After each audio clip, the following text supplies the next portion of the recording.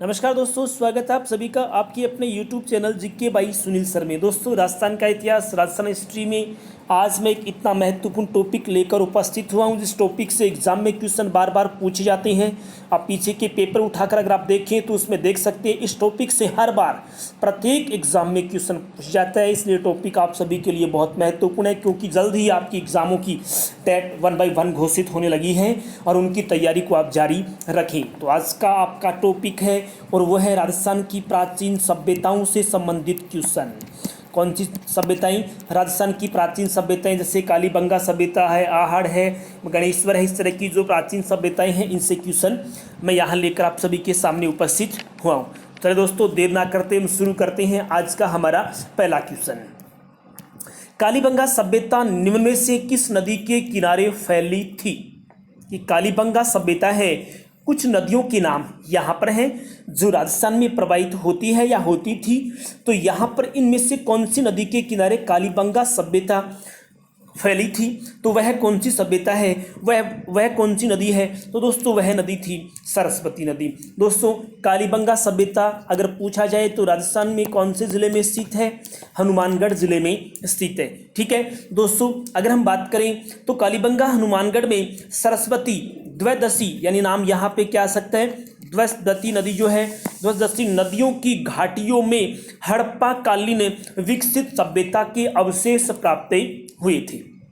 हालांकि ये जो सभ्यता है वर्तमान में सरस्वती द्वैदशी नदी का स्थान कौन सी नदी ने ले लिया है? घग्गर नदी ने ले लिया। यहाँ ऑप्शन अगर सरस्वती नदी का नहीं होता और यहाँ ऑप्शन किसका होता? घग्गर का होता, क्योंकि वर्तमान में उसी क्षेत्र में प्रवाहित होने वाली महत्वपूर्ण नदी का नाम क्या है? घग्गर नदी है। दोस्तों, क्वेश्चन कैसे लगे, इसी के साथ साथ क्वेश्चन समझाने का तरीका कैसा है मुझे कमेंट बॉक्स में आप जरूर बताते रहें। दोस्तों, शुरू करते हैं हम हमारा आज का अगला क्वेश्चन कि निम्नलिखित में से किसने 1950-51 में कालीबंगा की पहचान की? इनमें से कौन व्यक्ति है जिन्होंने सन 1950-51 में कालीबंगा सभ्यता की खोज करी, पहचान करी? तो वह कौन है? अमलानंद घोष है। कौन है? अमलानंद घोष। दोस्तों, कालीबंगा जो सभ्यता है ये सभ्यता राजस्थान के हनुमानगढ़ जिले में स्थित है। कौन से जिले में स्थित है? हनुमानगढ़ जिले में स्थित है। इस सभ्यता की जो खोज है वो सन 1952 में किसने? अमलानंद घोष। इसके स्थान पे नाम ये भी आ सकता है ए घोष। क्या नाम आ सकता है? अमलानंद घोष का नाम शॉर्ट में ए घोष भी आ सकते हैं। तथा इसका उत्खनन का जो कार्य है वो कब? 1961 में किसने? एक व्यक्ति का नाम है बी.वी. लाल। कौन है? बी.वी. लाल और बी.के. थापर। और कौन है? बी.के. थापर जो है उन्होंने इसके उत्खनन का काम करवाया। दोस्तों, इसमें बहुत से क्वेश्चन एक साथ छिपे हुए हैं। सबसे पहले है कि कालीबंगा सभ्यता की पहचान करने वाले कौन है? अमलानंद घोष। इस सभ्यता की पहचान कब हुई? 1952 में। इनका नाम अमलानंद के स्थान पे ए घोष भी आ सकता है। कालीबंगा सभ्यता कौन से जिले में स्थित है? कौन से जिले में स्थित है? हनुमानगढ़ में। इस सभ्यता के उत्खनन का कार्य कब शुरू किया गया? तो कब शुरू किया गया? 1961 में। और उत्खननकर्ता कौन कौन है? तो बी.वी. लाल और बी.के. थापर जो हैं वो इस सभ्यता के उत्खनन का काम करवाने वाले हैं। तो इसी टाइप के बहुत से क्वेश्चन दोस्तों पूछे जा सकते हैं। अगर आप इसी तरह से क्वेश्चनों को व्याख्या सहित पढ़ना चाहते हैं तो मेरे यूट्यूब चैनल को आप सब्सक्राइब करना ना भूलें। हमारा अगला क्वेश्चन है कालीबंगा निम्न में से कहां स्थित है? कालीबंगा सभ्यता निम्न में से कौन से जिले में स्थित है? तो मैंने इससे बार बार लगभग 3 से 4 बार आपको बता दिया कि कालीबंगा सभ्यता है वो राजस्थान के हनुमानगढ़ जिले में स्थित है। कहाँ स्थित है? हनुमानगढ़ जिले में स्थित है। दोस्तों याद रखना, इसी सभ्यता से जूते हुए खेतों के अवशेष मिले। किन में से कौन सी सभ्यता है जहाँ से जूते हुए खेतों के अवशेष मिले हैं? दोस्तों, इसी के साथ कमरों में ऊपर की ओर छेद किए हुए किवाड़, मुद्रा, व्याघ्रा, अंकन एकमात्र ऐसे स्थान हैं जो कालीबंगा सभ्यता से ही मिले हैं। ठीक है दोस्तों, यहाँ से प्राप्त सिंधु घाटी पुरावशेषों के संरक्षण के लिए सन 1985-1986 में एक संग्रहालय की स्थापना भी की गई। कालीबंगा सभ्यता से प्राप्त होने वाले जो अवशेष हैं उसको एक संग्रहालय में एकत्रित किया जाए, उनको वहां सुरक्षित रखा जाए। तो वह संग्रहालय भी कहाँ स्थित है? कालीबंगा में स्थित है। स्थापित कब किया गया? 1985-86 में स्थापित किया गया है। हमारा अगला क्वेश्चन है, निम्नलिखित में से किस पुरातात्विक स्थल से जुते हुए खेतों के साक्ष्य प्राप्त हुए हैं? जुते हुए खेतों के प्रमाण हमें मिले हैं, तो निम्न में से कहां से मिले हैं? तो दोस्तों जुते हुए खेतों के अवशेष, जुते हुए खेतों के प्रमाण जो हैं वो कालीबंगा सभ्यता से मिले हैं, हनुमानगढ़ से मिले हैं। कालीबंगा सभ्यता कहां स्थित है? हनुमानगढ़ में स्थित है। दोस्तों कालीबंगा सभ्यता स्वतंत्र भारत का पहला पुरातात्विक स्थल है, क्योंकि इसकी खोज सन 1951 और सन 1952 में की गई है। इसलिए हम कह सकते हैं 1947 के बाद भारत में मिला पहला, स्वतंत्रता के बाद मिला पहला पुरातात्विक स्थल है कौन? कालीबंगा सभ्यता। ये बात भी आप बिल्कुल यहां पर ध्यान रखें। इसके उत्खनन का काम कब करवाया गया, कब शुरू किया? 1961 में शुरू किया गया। शुरू करवाने कौन थे? बीबी लाल और बीके थापर नामक जो व्यक्ति हैं, उन्होंने इसके उत्खनन का कार्य करवाया है। ठीक है, और इसी के साथ यहां से जुते हुए खेतों के अवशेष मिले। ये क्वेश्चन बहुत बार एग्जाम में पहले पूछ जा चुका है। एग्जाम के दृष्टिकोण से दोस्तों बहुत ज्यादा महत्वपूर्ण है, इसलिए आप इसे लिख लें और याद कर लें। चलिए हमारा अगला क्वेश्चन है, निम्न में से गलत युग्म है, इसमें से कौन सा युग्म ऐसा है जो दोस्तों गलत है? कालीबंगा सभ्यता कहां स्थित है? मैंने आपको बार बार बता दिया, कालीबंगा सभ्यता हनुमानगढ़ में स्थित है। कहां स्थित है? हनुमानगढ़ में स्थित है। आहड़ सभ्यता उदयपुर में, बात बिल्कुल सही है। सोनारी सभ्यता झुंझुनू में, बिल्कुल सही है। गणेश्वर सभ्यता सीकर में, ये बात भी बिल्कुल सही है। हमारे क्वेश्चन का आंसर पूछा है गलत युग्म कौन सा है, तो कौन सा युग्म गलत है? कालीबंगा सभ्यता श्री गंगानगर में नहीं है दोस्तों, कहां पर है? हनुमानगढ़ में स्थित है। तो हमारे क्वेश्चन का आंसर होगा क्या? कालीबंगा सभ्यता जो हनुमानगढ़ जिले में स्थित है। अगला क्वेश्चन है, निम्न में से ताम्र नगरी सभ्यता कहलाती है। निम्न में से वह कौन सी सभ्यता है जो ताम्र नगरी सभ्यता कहलाती है? तो वह कौन है? आहड़ है। कौन सी सभ्यता है? आहड़ सभ्यता को दोस्तों ताम्र नगरी सभ्यता के नाम से जाना जाता है। आहड़ सभ्यता कहां स्थित है? तो पूछ सकते हैं दोस्तों, याद रखना आहड़ सभ्यता कहां है? ये उदयपुर में स्थित है। यहां पर तांबे या फिर किसके उपकरण मिले हैं? ताम्र उपकरण प्राप्त हुए हैं। जैसे तांबे के बने हुए बर्तन मिले हैं, काले व लाल रंग के मृद भांड यहां से मिले हैं। इसलिए हम कह सकते हैं कि ये ताम्र नगरी सभ्यता है कौन? आहड़। कौन सभ्यता है? आहड़। यहां पर दोस्तों तांबे के बने हुए प्राचीन उपकरण यहां से बहुत अधिक मात्रा में मिले हैं, इसलिए हम इसे प्राचीन काल में ताम्रवर्ती नगरी के नाम से भी इनको पहचान रखते थे। ठीक है, तो हम कह सकते हैं कि ताम्र नगरी सभ्यता कहलाती है कौन? आहड़ उदयपुर, क्योंकि यहां से उत्खनन से प्राप्त हुए हैं तांबे के बने हुए बहुत अधिक मात्रा में उपकरण। चलिए हमारा अगला क्वेश्चन है दोस्तों, इसी तरह से आप अगर प्रत्येक क्वेश्चन को व्याख्या सहित पढ़ना चाहते हैं तो मेरे यूट्यूब चैनल को आप सब्सक्राइब करना ना भूलें। साथ ही मुझे कमेंट बॉक्स में आप जरूर बताएं कि पढ़ाने का तरीका और क्वेश्चन आपको कैसे लगे। चलिए दोस्तों हम शुरू करते हैं। हमारा अगला क्वेश्चन है, आहड़ का प्राचीन नाम क्या है? कि आहड़ जो सभ्यता है उसका पुराना नाम है क्या है? तो अभी हमने बात करी, उसका प्राचीन नाम क्या है? ताम्रवर्ती नगरी है। दोस्तों प्राचीन शिलालेखों में आहड़ का पुराना नाम क्या है? ताम्रवर्ती नगरी है। दोस्तों 10वीं और 11वीं जो शताब्दी है इसमें इसे क्या आघाटपुर क्या कहा गया है? आघाटपुर अथवा आघाट दुर्ग या फिर क्या कहा है? आगट दुर्ग के नाम से भी जाना जाता था। किसको? आहड़ को। आहड़ का प्राचीन नाम ताम्रवर्ती नगरी। इसके अलावा यह भी आ सकता है कि निम्न में से किसका प्राचीन नाम आघाटपुर था? तो किसका प्राचीन नाम? आहड़ का। निम्न में से किसका प्राचीन नाम आघाट दुर्ग है? तो किसका है? आहड़ का। कब पुकारा जाता था? 10वीं से 11वीं शताब्दी के मध्य। दोस्तों इसका एक और भी महत्वपूर्ण नाम है जो बार बार एग्जाम में पूछ जाता है। आहड़ सभ्यता को दोस्तों धूलकोट भी कहा जाता है। क्या कहा जाता है? धूलकोट। कि निम्न में से वह कौन सी सभ्यता है जिसे धूलकोट भी कहते हैं? तो वह कौन है? आहड़ है। ताम्रवर्ती नगरी है, आघाटपुर है, आघाट दुर्ग है। किसका नाम? आहड़ का प्राचीन नाम। ठीक है, चलिए अगला क्वेश्चन दोस्तों हमारा, प्रोफेसर एच.डी. सांकलिया के निर्देशन में जिस सभ्यता स्थल का उत्खनन हुआ वह कौन सी है? Professor H D. सांकलिया। ठीक है, एच.डी. सांकलिया के निर्देशन में कौन सी सभ्यता का उत्खनन का कार्य हुआ? तो वह कौन सी है? आहड़ सभ्यता। ये दोस्तों कहाँ स्थित है? तो आहड़ सभ्यता उदयपुर में आघाटपुर, धूलकोट, आघाट दुर्ग के नाम से जिसको पहचाना जाता है। दोस्तों अगर क्वेश्चन आ जाए कि देखो यहाँ तो ये उत्खनन का काम हुआ है, अगर क्वेश्चन आ जाए कि आहड़ सभ्यता की खोज किसने की है, तो दोस्तों याद रखना आहड़ सभ्यता की खोज का कार्य रतन चंद्र अग्रवाल ने की है। किसने की है? रतन चंद्र अग्रवाल ने ने 1954 में इसकी क्या करी है, खोज करी है। क्योंकि एग्जाम में खोज पूछ सकते हैं, उत्खननकर्ता का नाम पूछ सकते हैं और कौन सा उत्खनन स्थल कौन से जिले में कौन से स्थान पर है स्थित है, और उसी के साथ उसके उपनाम, दूसरे नाम और क्या क्या है, इसी टाइप के क्वेश्चन एग्जाम में पूछे जाते हैं। तो ठीक है, उत्खनन का काम करवाने वाले तो हैं एच.डी. सांखलिया, और इसकी खोज करने वाले कौन है, तो दोस्तों याद रखना रतन चंद्र अग्रवाल है, जिन्होंने 1954 में इस सभ्यता की क्या करी है, खोज करी है। और उत्खनन का जो काम है वो सन 1961 और 62 में शुरू किया था प्रोफेसर एच.डी. सांकलिया ने, उनके नेतृत्व में इसके उत्खनन का कार्य करवाया गया है। ठीक है, चलिए हमारा अगला क्वेश्चन है दोस्तों, गणेश्वर सभ्यता के अवशेष चिन्ह उपस्थित हैं कि निम्न में से कौन से स्थान पर स्थित है गणेश्वर सभ्यता। तो दोस्तों गणेश्वर सभ्यता कहाँ स्थित है, सीकर जिले में स्थित है। कहाँ स्थित है, सीकर जिले में स्थित है गणेश्वर सभ्यता। दोस्तों इस गणेश्वर सभ्यता के बारे में एग्जाम में बहुत बार क्वेश्चन पूछा जा चुका है, इसलिए इससे संबंधित तमाम जानकारियां हैं वो आप प्राप्त करते रहें जरूर। कुछ जानकारी मैं आपको भी देता हूं दोस्तों। गणेश्वर नामक जो सभ्यता है ये प्राक हड़प्पा कालीन, क्या है, प्राक हड़प्पा कालीन, और इसी के साथ ये है ताम्रयुगीन। इसी के साथ ये क्या है, ताम्रयुगीन स्थल राज्य के सीकर जिले के कहाँ स्थित है, नीम का थाना तहसील में स्थित है। कौन सी तहसील में, नीम का थाना तहसील है। कौन से जिले में, सीकर जिले में। ये प्राक हड़प्पा कालीन या फिर ताम्रयुगीन सभ्यता है कौन, गणेश्वर सभ्यता।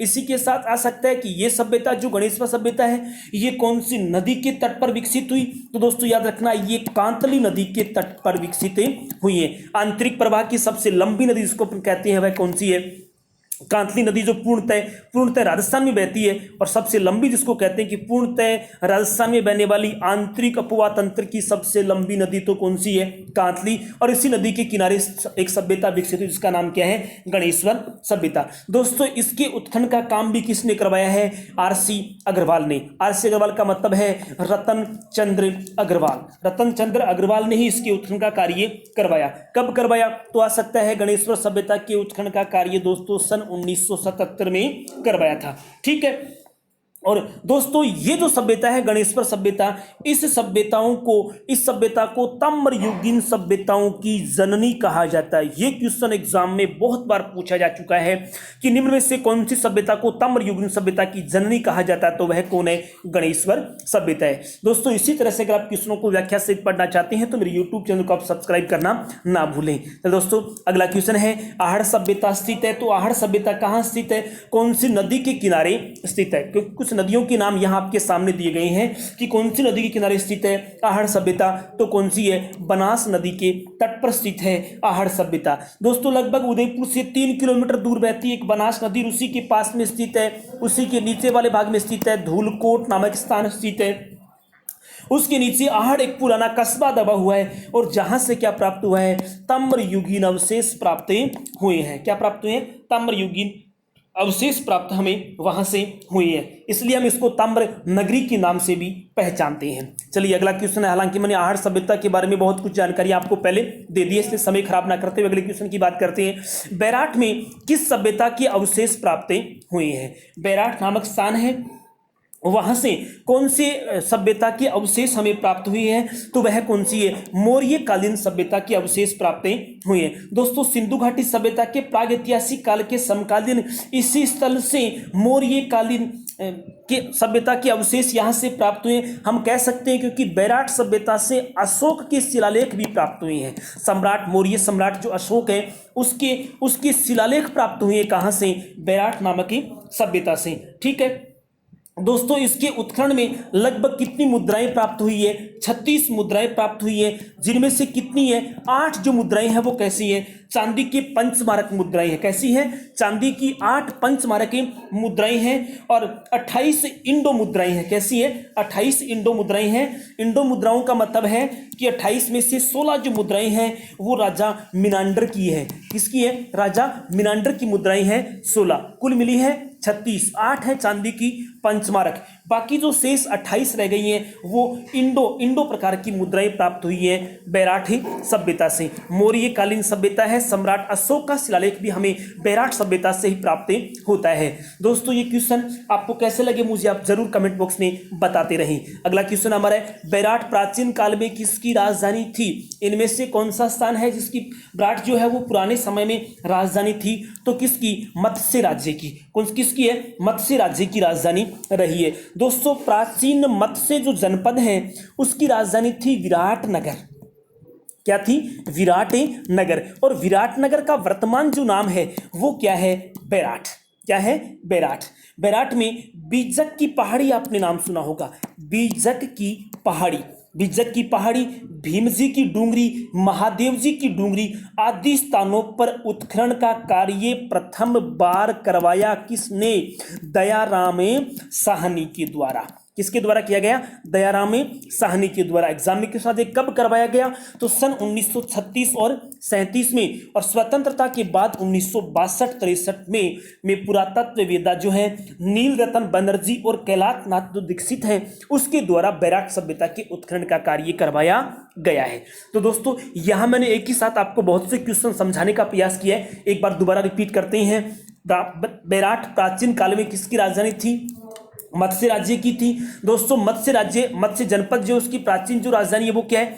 विराटनगर। विराटनगर का वर्तमान नाम क्या है? बैराठ है। ठीक है, वहां उत्खनन का कार्य जो है कौन से स्थान पर? एग्जाम में क्वेश्चन आ सकता है। बीजक की पहाड़ी कहां स्थित है? भीम जी की डूंगरी, महादेव जी की डूंगरी जो है वो कौन सी सभ्यता की स्थल है? तो कौन सी सभ्यता की है? बैराठ सभ्यता की स्थल है। और उत्खनन का कार्य सबसे पहले किसने करवाया? दयाराम साहनी ने। उसके बाद किसने करवाया? तो नील रतन बनर्जी और कैलाश नाथ दीक्षित जो है उन्होंने उसके बाद उसके उत्खनन का कार्य करवाया। अगर एग्जाम में क्वेश्चन पूछ लिया जाए कि बैराठ सभ्यता है वो कौन सी नदी के किनारे विकसित हुई है, तो दोस्तों याद रखना बैराठ सभ्यता है वो बाण गंगा नदी के किनारे विकसित हुई है। कौन सी नदी किनारे? बाण गंगा नदी के किनारे विकसित हुई है। अगला क्वेश्चन है हमारा, बीजक की पहाड़ी कौन सी सभ्यता से संबंधित है? बीजक की पहाड़ी, भीम जी की डूंगरी, महादेव जी की डूंगरी जो है वो दोस्तों किससे है? बैराठ सभ्यता से संबंधित है। कौन सी सभ्यता से है? बैराठ सभ्यता से संबंधित है, जहां से दयाराम साहनी ने 1936 में उत्खनन का कार्य करवाया था। ठीक है, भाब्रू शिलालेख की खोज भी ये हुई है 837 में। 837 ईस्वी में भाब्रू शिलालेख की खोज किसने की है? ये भी एग्जाम में आ सकता है। तो भाब्रू शिलालेख की जो खोज है वो कैप्टन बर्ट ने की है। किसने की है? कैप्टन बर्ट के द्वारा यहां से भाब्रू शिलालेख की खोज की गई, जो वर्तमान में कहां स्थित है। अगर एग्जाम में आ जाए कि भाब्रू शिलालेख वर्तमान में कहां स्थित है, तो ये वर्तमान में कोलकाता संग्रहालय में स्थित है। कौन से संग्रहालय में? कोलकाता संग्रहालय में स्थित है। या एग्जाम में क्वेश्चन आ सकता है भाब्रू शिलालेख कहां से प्राप्त हुआ? बैराठ सभ्यता की बीजक की पहाड़ी से प्राप्त हुआ। कब प्राप्त हुआ? 1937 में। खोजा किसने? कैप्टन बर्ट ने खोजा। वर्तमान में भाब्रू शिलालेख कहां है? तो वर्तमान में कहां है? ये कोलकाता में, कोलकाता संग्रहालय में स्थित। अगला क्वेश्चन, राजस्थान में बौद्ध संस्कृति के अवशेष निम्न में से कहां से मिले? तो राजस्थान में बौद्ध संस्कृति के अवशेष हैं वो बैराठ सभ्यता से ही मिले हैं। बैराठ मतलब दोस्तों नाम आ सकता है विराटनगर, क्योंकि विराटनगर इसका पुराना नाम था और वर्तमान नाम उसका क्या है? बैराठ है। वहां से खुदाई में एक गोल बौद्ध मंदिर मिला है। क्या मिला है? गोल बौद्ध मंदिर यहां से प्राप्त हुआ, उसके अवशेष प्राप्त हुए हैं। इसलिए हम कह सकते हैं कि बौद्ध संस्कृति के अवशेष मिले हमें कहां से? बैराठ से मिले हैं। मौर्य सभ्यता के अवशेष मिले हैं, बैराठ से मिले हैं। सम्राट अशोक के शिलालेख मिले हमें कहां से? बैराठ से मिले हैं। चलिए दोस्तों अगला क्वेश्चन है कि राजस्थान राज्य पुनर्गठन से पूर्व, राजस्थान राज्य के पुनर्गठन से पहले सर्वप्रथम सन 1934 ईस्वी में ताम्र सामग्री की प्राप्ति का स्थान है परबतसर तहसील का गांव। कौन सा स्थान है? कि राजस्थान राज्य के पुनर्गठन से पहले सबसे पहले 1934 ईस्वी में ताम्र सामग्री की प्राप्ति का एक स्थान है जो नागौर जिले के परबतसर तहसील के गांव में स्थित है। और वह गांव कौन सा है? वह दोस्तों कुराड़ा गांव है। कौन सा गांव है? कुराड़ा गांव। कौन से जिले में? नागौर जिले में। कौन सी तहसील में? परबतसर तहसील में स्थित है। दोस्तों यहां से पुरातात्विक सर्वेक्षण विभाग ने सन 1934 में उत्खनन का कार्य किया था। वह कौन सा गांव? कुराड़ा गांव। ये क्वेश्चन भी एग्जाम में कई बार पहले पूछा जा चुका है। दोस्तों याद रखिए आप कि ये क्वेश्चन जो है वो लगभग पहले किसी न किसी एग्जाम में पूछी जा चुकी है, इसलिए मैंने यहाँ उन क्वेश्चनों का संग्रह लेकर मैं आप सभी के सामने उपस्थित हुआ हूँ और प्रतिदिन इसी प्रकार के क्वेश्चन लेकर उपस्थित होता रहूंगा। तो दोस्तों अगला क्वेश्चन है मध्यमिका। दोस्तों मध्यमिका का दूसरा नाम क्या है? नगरी। ये भी आ सकता है। मध्यमिका निम्न में से किस जिले में स्थित है? नगरी निम्न में से किस जिले में स्थित है? तो ये कहाँ स्थित है? दोस्तों चित्तौड़गढ़ जिले में स्थित है। मध्यमिका वर्तमान नाम क्या है? नगरी। चित्तौड़गढ़ से लगभग दोस्तों 13 किलोमीटर दूरी पर स्थित है। यहाँ पर एक तो कौन? बौद्ध और दूसरे कौन है? वैष्णव जो मूर्तियां हैं वो क्या है? यहाँ की प्रसिद्ध है, यहाँ से प्राप्त हुई है। यहाँ से मध्यमिका से गुप्तकालीन अवशेष मिले हैं। कौन से अवशेष? गुप्तकालीन कला के अवशेष हमें यहाँ से मिले हैं। बैराट से मौर्य काल के थे और यहाँ मध्यमिका नगरी चित्तौड़ से हमें क्या मिले हैं? गुप्तकालीन अवशेष प्राप्त हुए हैं। चलिए हमारा अगला क्वेश्चन है दोस्तों, निम्न में से किस जिले में बालाथल सभ्यता स्थित है? कि इनमें से कौन से जिले में बालाथल सभ्यता स्थित है? तो वो कहाँ है? वो उदयपुर में स्थित है।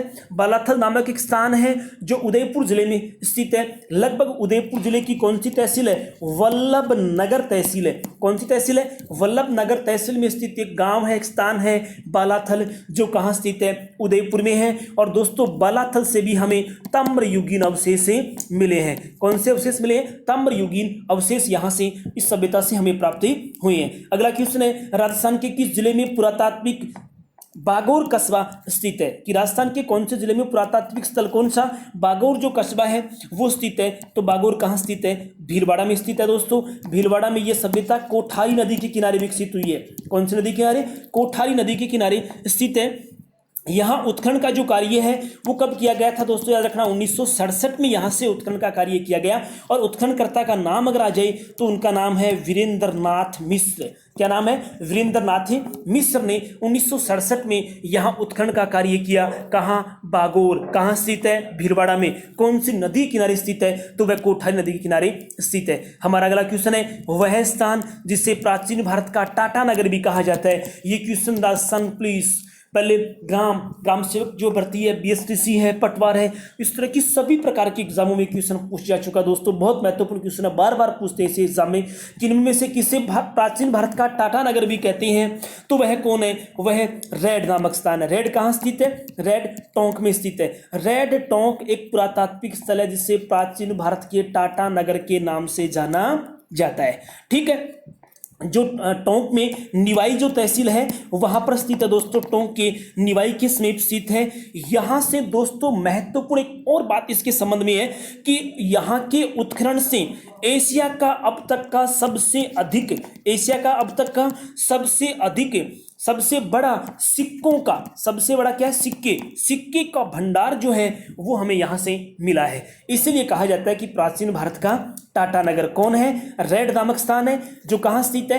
टोंक में स्थित है। और एशिया के सबसे अधिक सिक्कों का भंडार हमें कहां से मिला है? रेड टोंक से ही मिला है। अगला क्वेश्चन हमारा, निम्न में से किस नदी के किनारे स्थित गणेश्वर में ताम्रयुगीन सभ्यता के अवशेष हमें पाए गए? गणेश्वर कहां है? दोस्तों सीकर में है। यहां नदी का नाम पूछा है कि कौन सी नदी? तो वह कौन सी नदी है? कांतली जो नदी है उसके किनारे स्थित एक सभ्यता विकसित हुई, गणेश्वर सभ्यता, जिसे ताम्रयुगीन सभ्यता की जननी के नाम से भी जाना जाता है।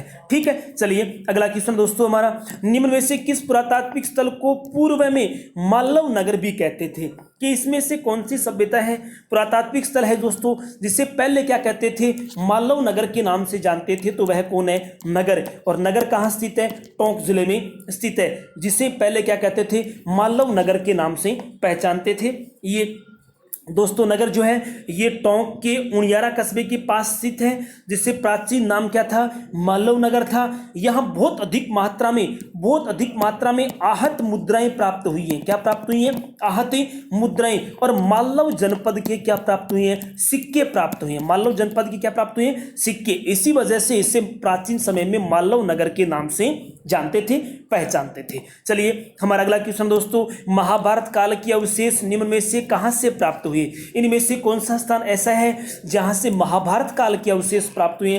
तो दोस्तों अलवर के निकट बैराठ, भरतपुर के निकट नोह है, नोह सभ्यता और बैराट सभ्यता, ठीक है, वहां से प्राप्त हुए हमें क्या, महाभारत काल के अवशेष प्राप्त हुए हैं। भीमसेन की डूंगरी जो एक गड्ढा है दोस्तों, जहां पानी भरा रहता है, जहां जिसको भीम तालाब भी कहते हैं, ठीक है, वहां पे स्थित है। महाभारत काल के अवशेष प्राप्त हुए हैं अलवर के निकट बैराट से और भरतपुर के निकट नोह नामक स्थान से। दोस्तों ये क्वेश्चन बहुत महत्वपूर्ण है आप सभी के लिए। निम्न में से लोहा युगीन सभ्यताएं हैं कि इनमें से कौन सी सभ्यता ऐसी है जो क्या है, लोहा युगीन सभ्यता है।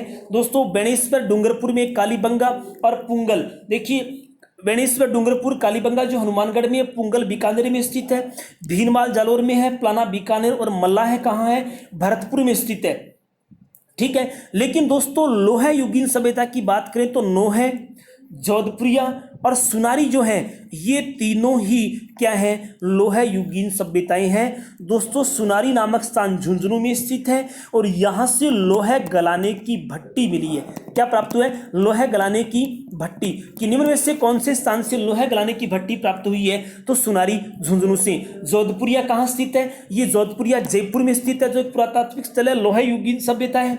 और नोह कहाँ स्थित है दोस्तों, भरतपुर में स्थित है, जहां लोहा युगीन अवशेष प्राप्त हुए हैं। चलिए अगला क्वेश्चन दोस्तों, पूरा उत्खनन स्थल बागोर नाडोल क्रमशः किन जिलों में स्थित है। एक तो कौन सा स्थान है, बागोर, और दूसरा कौन सा स्थान है, नाडोल। वो निम्न में से कहाँ स्थित है, तो बागोर की मैं आपको पहले बता चुका हूं दोस्तों, वो कहाँ स्थित है, भीलवाड़ा में स्थित है। और नाडोल जो है वो कहाँ स्थित है, पाली जिले में स्थित है। बागोर दोस्तों वही बागोर है जो किस नदी के किनारे विकसित हुआ है, कोठारी नदी के किनारे विकसित हुआ है, ठीक है। और नाडोल जो है ये दोस्तों कौन से जिले में स्थित है, पाली जिले में स्थित है। दोस्तों इसी तरह से अगर आप क्वेश्चनों को व्याख्या सहित पढ़ना चाहते हैं तो मेरे YouTube चैनल को आप सब्सक्राइब जरूर करें और साथ ही मुझे कमेंट बॉक्स में आप जरूर बताते रहें कि क्वेश्चन आपको कैसे लगे और पढ़ाने का तरीका कैसा है। इसकी जानकारी मुझे आप प्रतिदिन प्रत्येक वीडियो में कमेंट बॉक्स में देते रहें। चलिए हमारा अगला क्वेश्चन है, अभिलेख जो प्राचीन राजस्थान में भागवत संप्रदाय के प्रभाव की पुष्टि करता है। कि निम्न में से वह कौन सा अभिलेख है जो प्राचीन राजस्थान में भागवत संप्रदाय के प्रभाव की पुष्टि करता है, तो वह कौन सा है, घोसुंडी अभिलेख है। कौन सा है, घोसुंडी अभिलेख या शिलालेख जो है ये द्वितीय शताब्दी ईसा पूर्व का है, जो घोसुंडी चित्तौड़ नामक स्थान से प्राप्त हुआ है। चित्तौड़गढ़ जिला जो है वहाँ के घोसुंडी नामक स्थान से ये प्राप्त हुआ है और यहाँ से भागवत संप्रदाय के प्रभाव की पुष्टि या प्रमाण प्राप्त होते हैं। चलिए अगला क्वेश्चन है, पोथी खाना संग्रहालय निम्न में से कहाँ स्थित है, तो दोस्तों याद रखना पोथी खाना संग्रहालय जयपुर में स्थित है। पोथी खाना जयपुर में महाराजा का एक निजी पुस्तकालय होता था। क्या होता था, एक निजी पुस्तकालय और चित्रकला का संग्रहालय था, जहां पर दोस्तों संस्कृत, फारसी और अन्य भाषाओं की जो प्राचीन ग्रंथ हैं उन ग्रंथों की प्रतियां जो हैं वो सुरक्षित रखी गई है। कहाँ, पोथी खाना संग्रहालय में, जो कहाँ स्थित है, जयपुर में है। जो प्राचीन समय में महाराजाओं के निजी पुस्तकालय होते थे और उनमें क्या है, उनमें संस्कृत भाषा के, फारसी भाषा के और अन्य भाषाओं के प्राचीन जो ग्रंथ हैं उनकी मूल जो प्रतियां हैं वो पोथी खाना संग्रहालय में संरक्षित रखी गई है। चलिए हमारा अगला क्वेश्चन है, कीर्ति स्तंभ प्रशस्ति के रचयिता थे। कि इनमें से कौन है जो कीर्ति स्तंभ प्रशस्ति की रचयिता है, तो वो कौन है, अत्रि जो कवि है वो कीर्ति स्तंभ प्रशस्ति लेख के क्या है, रचयिता है। ये कब लिखी गई थी दोस्तों, 1460 ईस्वी में ये लिखी गई थी। चित्तौड़ में स्थित कीर्ति स्तंभ की कई शिलाओं के उत्कीर्ण श्लोकों को सामूहिक नाम है क्या, कीर्ति स्तंभ प्रशस्ति। हमारा अगला क्वेश्चन है कि वह कौन सा अभिलेख है जो मेवाड़ महाराणा कुंभा के लेखन पर प्रकाश डालता है। कि निम्न में से वह कौन सा अभिलेख है जो मेवाड़ के महाराणा कुंभा के लेखन की जानकारी हमें देता है, तो वह कौन है, कीर्ति स्तंभ प्रशस्ति। 1460 ईस्वी की जानकारी जो है यानी मेवाड़ के महाराणा कुंभा के लेखन की जानकारी कीर्ति स्तंभ प्रशस्ति से मिलती है, जो कहाँ स्थित है, जो चित्तौड़गढ़ जिले में स्थित है। हमारा अगला क्वेश्चन है दोस्तों, सवाई राम सिंह ने राजस्थान स्कूल ऑफ आर्ट्स की स्थापना किस वर्ष में की थी। एग्जाम में क्वेश्चन ये पूछ सकते हैं दोस्तों कि राजस्थान स्कूल ऑफ आर्ट्स की स्थापना किसने करी, तो किसने करी है, सवाई राम सिंह ने। ये कब करी है ये स्थापना, तो ये 1866 ईस्वी में करी है। कब करी है, 1866 ईस्वी में सवाई राम सिंह ने राजस्थान स्कूल ऑफ आर्ट्स के नाम से चित्रकला के लिए एक महत्वपूर्ण पाठशाला की स्थापना करी। और आज का दोस्तों हमारा अंतिम क्वेश्चन है, राजस्थान सरकार द्वारा प्रकाशित कैलेंडर में विक्रम संवत साक्य, एक तो कौन है, विक्रम संवत, दूसरा कौन, साक्य, और सन दिया हुआ है। सन, ईस्वी सन जिसको हम कहते हैं सन और साके, राजस्थान सरकार द्वारा प्रकाशित कैलेंडर में विक्रम संवत के साके और सन दिया हुआ होता है। यदि विक्रम संवत 2063 हो तो साके क्या होगा? बहुत महत्वपूर्ण क्वेश्चन है ये क्वेश्चन दोस्तों। मैथमेटिक्स के दृष्टिकोण से हम कह सकते हैं कि ऐसे क्वेश्चन आपकी एक सामान्य जानकारी के लिए होना बहुत जरूरी है। दोबारा पढ़ लीजिए, राजस्थान सरकार द्वारा प्रकाशित कैलेंडर है जिसमें विक्रम संवत साके और सन दिया हुआ होता है। यदि विक्रम संवत 2063 हो तो साका क्या होगा, साके क्या होगा? तो दोस्तों वह होगा सन 1928। क्या होगा? सन 1928। क्यों?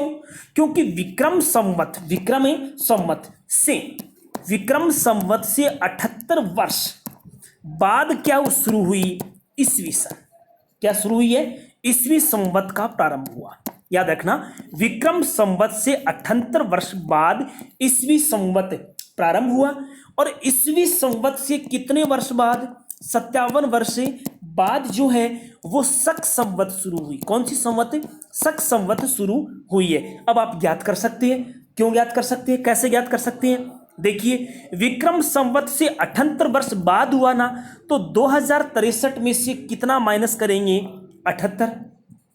और ईस्वी संवत के कितने वर्ष बाद शुरू हुआ? शक संवत 57 वर्ष बाद शुरू हुआ है। ठीक है, तो इसको माइनस करेंगे, 2063 से 78 माइनस करेंगे और उससे 57 माइनस करते हैं तो दोस्तों आंसर कितना आता है? 1928 आता है। तो इसी तरह से ये क्वेश्चन महत्वपूर्ण है, इसे समझ लेना। विक्रम संवत से 78 वर्ष बाद शुरू हुआ था ईस्वी संवत, इसके बाद 57 वर्ष बाद शुरू हुआ था शक संवत, इसलिए दोनों को 2063 से घटाते हैं, कितना आता है? 1928 आता है। तो यहां दिया कि विक्रम संवत अगर 2063 हो तो साका क्या होगा? तो 1928 का साका होगा। ठीक है, तो दोस्तों इसी तरह से अगर आप क्वेश्चनों को व्याख्या सहित पढ़ना चाहते हैं तो मेरे YouTube चैनल को आप सब्सक्राइब करना ना भूलें। साथ ही मुझे आप दोस्तों कमेंट बॉक्स में बताते रहें कि क्वेश्चन पढ़ाने का तरीका कैसा है, क्वेश्चन कैसे हैं, उसकी जानकारी मुझे आप कमेंट बॉक्स में जरूर देते रहें। दोस्तों आज के लिए सिर्फ इतना ही। Thank you. जय हिंद, जय भारत।